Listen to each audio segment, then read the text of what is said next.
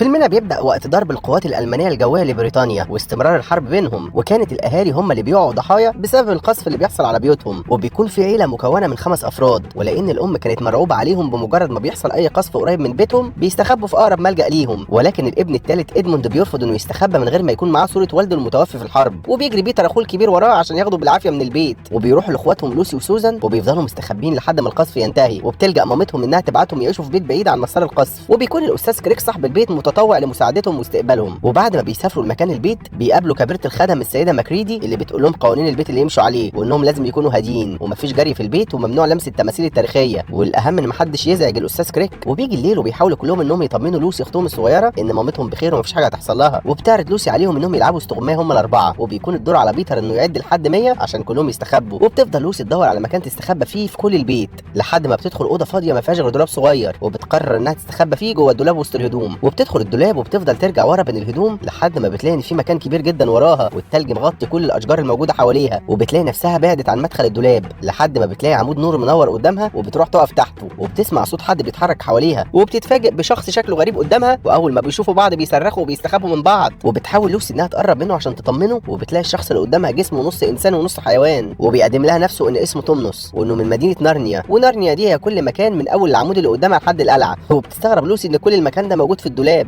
وبيعرض عليها تومنوس انها تيجي معاه بيته ويعزمها على شاي سخن في الجو التلج. وبتروح معاه بيته وبتقول له ان الشتاء جميل في نارنيا وان جميل يبقى الجو تلج عشان يبقوا يحتفلوا دايما بالكريسماس. ولكن تومنوس بيقول لها ان مفيش اعياد في نارنيا من اخر 100 سنه فاتت وممنوع نهائيا الاحتفالات، وبيديها شاي تشربه وبيفضل يعزف لها. وبتنام وبتصحى على صوت عياط تومنوس، وبيقول لها انه شخص وحش لانه خاطفها حسب اوامر الملكه البيضاء، وانه مش عايز يخطفها لانها اول صديقه ليه وعلشان كده قرر انه يسيبها تمشي. وبياخدها تومنوس وبيرجعها تاني لمكان العمود اللي قابلها عنده، وبترجع تاني من خلال البوابه اللي في الدولاب، وبتدخل البيت وبتفضل تقول لهم انها رجعت اخيرا وبتتاسف لهم انها اتاخرت عليهم. لكن كل الوقت اللي عدى ده بيكون بيتر اصلا لسه ما كملش العد لحد 100 في لعبه الاستغمايه بتاعتهم. وبيبان ان حساب الزمن مختلف ما بين العالم الحقيقي وما بين نارنيا. وبتجمعهم لوسي وبتحكي لهم اللي حصل وانها قابلت واحد اسمه تومنوس. فبتروح سوزان عشان تتاكد من كلامها، لكنها بتلاقي ان الدولاب ما فيهوش حاجه وكل اللي لوسي قالته كان من مخيلاتها. وبيجي ليل وما بتقدرش لوسي تنام بسبب انها واثقه من اللي شافته، وبتقوم تتسحب على مكان الاوضه وبيشوفها ادموند وهي رايحه ناحيه الدولاب وبتدخله، وبيدخل وراها لحد ما بيلاقي عالم كامل في الدولاب زي ما لوسي كانت بتقول لهم. وبيفضل ينادي ويدور عليها لحد ما بيلاقي ان في عربيه حصينه كانت هتدوس عليه، وبينزل سواها عشان يقتله لان ممنوع حد من شعب نارنيا يقف قدام عربيه الملكه البيضاء وطريقها. وقبل ما يذبحوا بتؤمر الملكه البيضاء سواقها انه يسيب ادموند، وبتساله هو ازاي دخل مملكتها، وبيقول لها انه كان ماشي ورا اخته لوسي وانها جت المكان ده قبل كده لواحد اسمه تومنوس، وانها حكت كل اللي عملته ومحدش صدقها. وبتطلب منه الملكه انه يركب معاها عربيتها لان شكله بردان، وبيحكي لها عن اخته لوسي وبيقول لها ان ليه 3 اخوات وجه هنا لانه كان بيطارد اخته. وبتطلع الملكه من معاها ازاز صغيره وبترمي نقطه منها على الارض، وبيظهر كاس فيه مشروب سخن لادموند وبعدها طبق حلويات، وبتعرض عليه انه لازم يجي اسرها هو واخواته لان ملهاش ابناء، وبتفكر انها تخليه يعيش معاها وتخليه ملك نارنيا كلها وهتخلي اخواته كلهم خدم عنده. وبيوافق ادموند انه هيحاول يجيب كل اخواته نارنيا، وبينزل من العربيه وبتودعه الملكه. وبيلاقي ان لوسي جات له وهي فرحانه لان هو كمان صدق قصتها، وبيرجعوا سوا للبيت من خلال الدولاب. وبتجري لوسي على بيتر عشان تصحيه وبتحكي له اللي عملته وان ادموند كمان جه معاها، وبيسالوا بيتر ان كان كلام لوسي حقيقي، ولكن ادموند بينكر انه كان معاها وبيخليها تعيط وبتطلع من الاوضه وهي زعلانه لحد ما بتخبط في الاستاذ كريك وبتفضل حاضنه فيه. وبعد ما بيهديها بياخد بيتر وسوزان عشان يقول لهم انهم يعاملوا لوسي احسن من كده ويصدقوا كل كلامها مهما كان. لكن بيتر بيحكي له قصه العالم اللي في الدولاب وانها دخلته، وبيستغرب كريك اما بيسمع قصتها وبيقول لهم ان مهما كانت قصتها يصدقوها لانهم عيله واحده. وبيجي تاني يوم وبيكونوا كلهم بيلعبوا بالكره في الجنينه لحد ما بيضربها ادموند جامد وبتكسر ازاز اوضه في القصر، وبيجروا كلهم على الاوضه بيلاقوا تمثال واقع قدامهم، وبيسمعوا ان ماكريدي جاي عليهم فبيهربوا بره الاوضه وبيقرروا انهم يستخبوا قبل ما ماكريدي تشوفهم. وبيدخلوا جوه الدولاب اللي فيه نارنيا وفعلا بيفضلوا يرجعوا لورا لحد ما بيلاقوا قدامهم عالم كامل في ظهرهم. وبيتاسف بيتر وسوزان للوسي انهم ما صدقوهاش، ولان الجو بيكون تلج بياخدوا جواكت من الدولاب وبتاخدهم لوسي عشان تعرفهم على تومنوس صديقها، لكنها بتلاقي ان باب بيته مكسور وبتجري عليه وبتلاقي بيته متكسر وتومنوس مختفي، وفي منشور في بيته بيتم اتهامه بالخيانه العظمى انه خالف تعليمات الملكه البيضاء وتعامل مع البشر. وبيسمعوا صوت بره البيت وبيحسوا ان في حد بيتحرك حواليهم، وبيطلع حيوان القندس وفجاه بيلاقوا الحيوان قادر يتكلم طبيعي معاهم، وبيقول لهم ان تومنوس اتقبض عليه وبيطلب منهم انه يروحوا لحد بيته، وبيقول لهم ان الامل الوحيد لانقاذ تومنوس من بين ايدين الملكه هو الاسد اسلان ملك الغابه الحقيقي، وان اسلان كان مختفي بقاله فتره لكنه رجع اخيرا ومستنيهم هم الاربعه. ولكن بيستغربوا ان ازاي هو عارفهم. وبيحكي لهم بيفر القندس ان النبوءه بتقول ان في ابطال من البشر هيظهروا في ارض نارنيا ويحرروها من ايدين الملكه البيضاء ويرجعوا السلام لنارنيا من جديد. ولكن بيتر بيقول انهم مش ابطال وبيشكرها على ضيافته، وبيقرروا انهم يرجعوا تاني لكنهم ما بيلاقوش ادموند معاهم لانه بيكون اتحرك على قصر الملكه زي ما هي قالت له، وبيحاولوا كلهم يروحوا ناحيه القصر عشان ياخدوه. لكن بيفر بيقول لهم ان القصر خطر وادموند هو الطعم عشان يتقبض عليهم كلهم، وبالتالي تقدر الملكه انها تمنع النبوءه انها تحصل. حصل، وبيقول لهم بيفر ان اسلان هو الحل الوحيد لهم عشان ينقذ اخوهم من ايد الملكه. وبيتحركوا كلهم على مكان اسلان، وبيظهر ادموند وهو داخل القصر وبيشوف تماثيل كتير من الحجر حواليه في مدخل القصر، لحد ما بيلاقي ذئب بيهجم عليه وبيتكلم وبيأمره انه ما يتحركش. وبيقول له ادموند انه بشري وجاي حسب كلام الملكه، وبيسمح له الذئب انه يقابل الملكه. وبتزعق له اول ما بتشوفه لانها قالت له يبقى يجيب اخواته معاه المره الجايه، وبيقول لها انه قدر يجيبهم نارنيا وانهم قاعدين في بيت بيفر. وبتهدى الملكه شويه وبتأمر كل الذئاب الموجوده في قصرها انهم يروحوا يهجموا على بيت بيفر، وبيجروا كلهم على بيته لكنهم ما بيلاقوش حد في البيت، لان بيفر بيكون هرب بيتر واخواته من خلال نفق هو عامله لحد ما بيخرجهم بعيد عن البيت. وبيلاقوا ثعلب قدامهم وبيقول لهم انه هيساعدهم يفلتوا من الذئاب، وبيخليهم يستخبوا على شجره عاليه. وبيتكلم الثعلب مع الذئاب وبيقول لهم ان البشر اتحركوا ناحيه الشمال، وبينجح انه يبعدهم عن المكان. وبيكون الثعلب من ضمن الجيش اللي بيحضره اسلان، وهو كمان مؤمن ان النبوءه قربت تتحقق. وبيقول لهم بيتر ان كل اللي هو عايزه انقاذ اخوهم من عند الملكه. وبيكون ادموند محبوس في زنزانه في قصرها جنب زنزانه تومنوس، وبتدخل الملكه عليهم وهي متضايقه لانها ما قدرتش تقبض على اخوات ادموند، وبتأمر خادمها انه يطلع تومنوس بره الزنزانه عشان ترعب بيه ادموند. وبتقرر انها تستخدم ادموند كطعم عشان تقبض على اخواته. وبيطلع ادموند من الزنزانه بيلاقي تومنوس اتحول لحجر، وبيفهم ان كل التماثيل الموجوده في مدخل القصر كانوا احياء قبل ما الملكه تحولهم لحجر زي تومنوس. وبيكون بيتر واخواته في طريقهم ناحيه اسلان، وبيعدوا على نهر متجمد، وبيلاقوا ان في عربيه جايه من بعيد عليهم وبيفتكروا انها الملكه، وبيهربوا منها لحد ما بيستخبوا. وبيطلع بيفر عشان يطمن ان الملكه مشيت، لكنه بيلاقي ان اللي كان ماشي وراهم هو سانتا كلوز وجاي عشان يديهم هدايا تساعدهم في حربهم ضد الملكه، وانه ظهر من جديد لان ظهورهم ادى امل جديد لنارنيا انها تتحرر من شر الملكه. وبيدي لوسي عصير النار وبيقول لها انه بيشفي اي الم، وبيدي لسوزان اسهم وقوس عشان تستخدمهم في الحرب، ومعاهم بوق ابيض، وبيقول لها انها وقت ما تحتاج المساعده تنفخ فيه. وبيطلع سيف كبير ودرع عشان بيتر، وبيقول انه هيساعده في الفوز بالحرب. وبيودعهم وبيقول لهم انه يتمنى يشوفهم قريب تاني. وبيكملوا طريقهم ناحيه اسلان، وبيلاقوا ان الجليد اللي على النهر بدا يتفكك، ولو فك مش هيقدروا يكملوا طريقهم. وبيحاولوا يعدوا بسرعه، لكن الذئاب بتظهر حواليهم وبيحوطوهم هم على جليد النهر، وبيهددوهم انهم يرجعوا بيتهم وما يستمروش في نارنيا حسب اوامر الملكه ليهم. وبيشوف بيتر ان السد اللي وراه قرب ينهار والميه هتغرقهم، فبيغرز السيف بتاعه في قطعه الجليد اللي واقف عليها وبيمسكه في السيف جامد، وبينهار السد وكل الموجودين بيغرقوا ما عدا بيتر واخواته لانهم بيكونوا ماسكين في سيفه لحد ما بيقدروا انهم يوصلوا على الارض. وبيكون ذوبان التلج ده من علامات النبوءه وان عهد الملكه البيضاء قرب ينتهي. وبتوصل الملكه مكان ما السد انهار، وبيكون الذئاب جابوا الثعلب اللي وجههم غلط،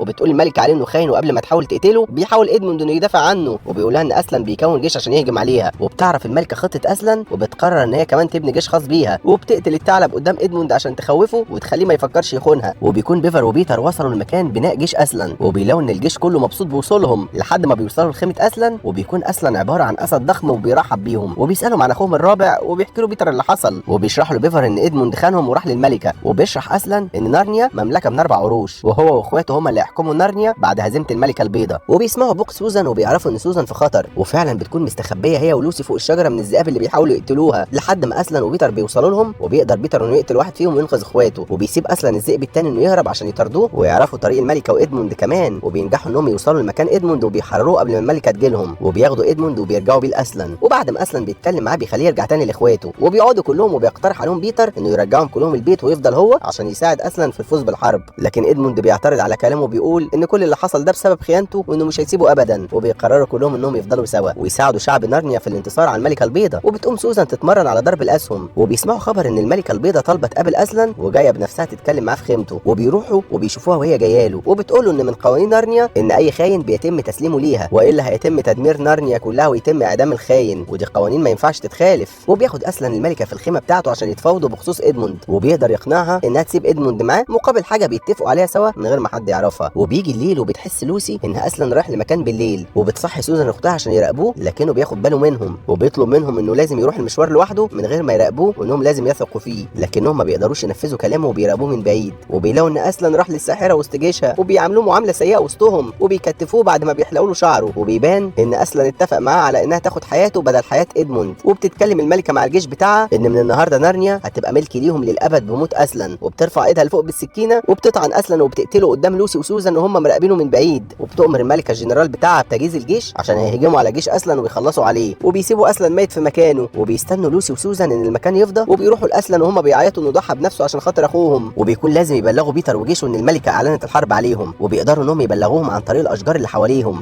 وبتخليه يجهز للحرب لان اسلان مات، وبيجهزوا الجيش عشان يتقابلوا في ارض الحرب. وبيكون جيش الملكه اكبر واقوى من جيش اسلان، وبيبدا بيتر الحرب من خلال انه بيأمر كل الطيور بالهجوم عليهم وهم شايلين صخور كبيره وبيرموها عليهم من فوق عشان يقتلوهم، وبيشتبك الجيشين سوا، وفي نفس الوقت بتكون لوسي وسوزان نايمين جنب اسلان وهو ميت، وبيكونوا مش عايزين يسيبوه، لكنهم بيمشوا عشان الحرب بدات وعايزين يساعدوه فيها. وقبل ما يسيبوا اسلان بيلاقوا الصخره اللي عليه اتكسرت وهو اختفى، وظهر قدامهم بيكلمهم من جديد وهو حي، وبيفرحوا هما الاثنين انه عايش، وبيسالوه عن تفسير للي حصل، وبيقول لهم اصلا ان الملكه مش فاهمه معنى السحر الموجود في نارنيا، وان الشخص اللي بيتقتل بسبب الخيانه وهو بريء بيرجع تاني للحياه لانه مظلوم. ودي حاجه هي ما كانتش تعرفها. وبتقول له لوسي ان الحرب بدات وكل الجيش فاكرين انه مات، وبيقول لها اصلا انهم هينضموا للحرب لكن مش لوحدهم، وبيكون اصلا عنده خطه ناوي ينفذها، وبيتحركوا كلهم على قصر الملكه، وبيقدر انه يحرر اي حد متحول للحجاره عشان يساعدوه في الحرب، ومنهم تومنوس. وبيكون جيش الملكه اقوى بكتير، وبدا انه ينتصر على بيتر واللي معاه، وبتكون الملكه رايحه ناحيه بيتر عشان تقتله، لكن ادموند بيهجم عليها، وبيقدر انه يكسر العصايه اللي بتحول بيها الاشخاص لحجاره، لكن بعد ما عصايتها بتتكسر بتطعن ادموند وبيقع في الارض قدام بيتر، وبيحاول بيتر انه يهاجم الملكه لكنه ما بيقدرش انه يصيبها، وبيظهر قدامها اسلن وكل الجيش اللي معاه وبيهجموا على الجيش بتاعها، وبيبدا جيش اسلن هو اللي يكسب. وقبل ما الملكه تقتل بيتر بيهجم عليها اسلن وبيقتلها، وبيكسبوا الحرب، وبيجروا كلهم على ادموند قبل ما يموت، وبتستخدم لوسي الدواء اللي معاها عشان تشفيه، وبتبدا انها تشفي كل واحد في الجيش عشان تنقذه قبل الموت. وبيتم القضاء نهائيا على الملكه البيضاء، وبيتم تنصيب الاربع اخوات كملوك لمملكه نارنيا، وبيقعدوا على العروش بتاعتهم ومعهم اسلن، وبيتم تقسيم المملكه عليهم كلهم. وبتكون لوسي الشجاعه هي ملكه البحر الشرقي، وادموند العادل هو ملك الغابات الغربيه، وسوزان هي ملكه ارض الشمس الجنوبيه، والملك بيتر العظيم ملك السماء الشماليه. وكل شعب نارنيا بيقدموا تحيتهم للملوك الجداد، وبيحتفلوا كلهم سوا. وبتكون لوسي شايفه اسلن وهو بيبعد عن القصر، وبيقول لها تومنوس انه هيرجع تاني وقت ما نارنيا تكون محتاجه له. وبتعدي السنين وبيكبروا ملوك نارنيا، واثناء ما بيكونوا كلهم ماشيين سوا في الغابه بيشوفوا العمود اللي كان جنب الدولاب اللي هم دخلوا منه من سنين، وبتروح لوسي تدور على الدولاب، وبيقدروا انهم يوصلوا للدولاب من تاني، وبيدخلوا فيه وبيقعوا كلهم على ارضيه البيت، وبيلاقوا نفسهم ورجعوا اطفال تاني. وبيفتح استاذ كريك الباب وبيقول لهم انه كان بيدور عليهم بقاله ساعات، وبيسالهم هم كانوا فين كل ده، وبيقولوا بيتر انه لو حكى له مش هيصدقهم، فكريك بيقول انه اكيد هيصدقه. وبيكون كريك عارف كل عالم نارنيا وانه راح له قبل كده. وفي نهايه اليوم بتحاول لوسي انها ترجع لنارنيا لكنها بتفشل، وبتفضل تفتح وتقفل باب الدولاب يمكن تلاقي نارنيا ظهرت، لحد ما بيجي من وراها كريك وبيقول لها ان نارنيا مش هتظهر تاني لانه حاول كتير انه يرجع لها من تاني لكنه فشل، لكن الاكيد ان نارنيا هتظهر من جديد لو هي محتاجاهم ينقذوها لانهم ملوك نارنيا.